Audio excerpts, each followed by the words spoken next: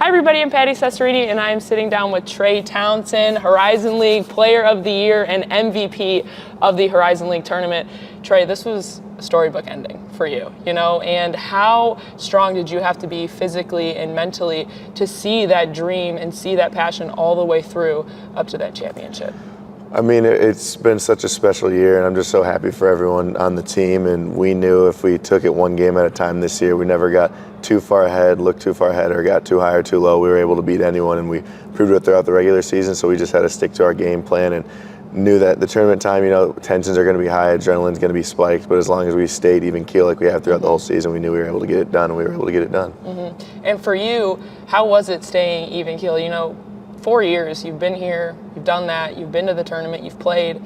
How, easy was it for you to transition and handle those emotions? I mean, this year it's been a lot easier just because of how talented everyone is on this team. It makes my job a lot easier, and I know I get a lot of credit for, my production on the court, but having guys like Blake and Jack and DQ and Chris out there with me, it just takes a lot of stress and pressure off me, so I can kind of play more comfortable and more confident out there. And it ended up helping us out, so I can't complain about that. You want to talk about production. That championship game, you had 38 points. And I feel like there was a point in the game, and you can tell me if I'm wrong, but your demeanor just completely changed, and you just really took it to him at the basket. You were going to work in the post. Was there a moment or a point where you were like, yep, it's over, we're gone?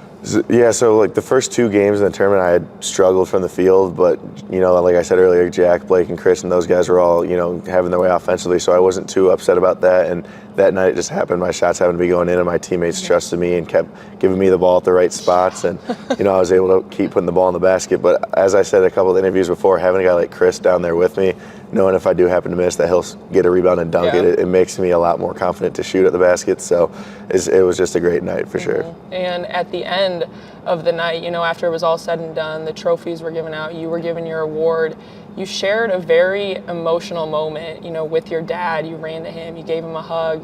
What was that like for you guys? It was such a special thing, just thinking 4 years ago. I know 4 years ago, yesterday was the last day of school before all high school, for all that got shut down, and just to think how much has happened since that point and the whole journey and how much they've supported me along this way. And as I've said, they've wanted me to write my own story, and I think I couldn't have scripted a better story the way that it finished off for me. But literally right when the confetti fell and all that stuff, he was still up in the balcony taking pictures, so I just pointed up to him, and as soon as he got down on the court, I had to run over to him and share that moment. But it was a special thing, and I hope it was just as special for him. Mm-hmm. How proud are you of yourself, and how proud is your family of you too?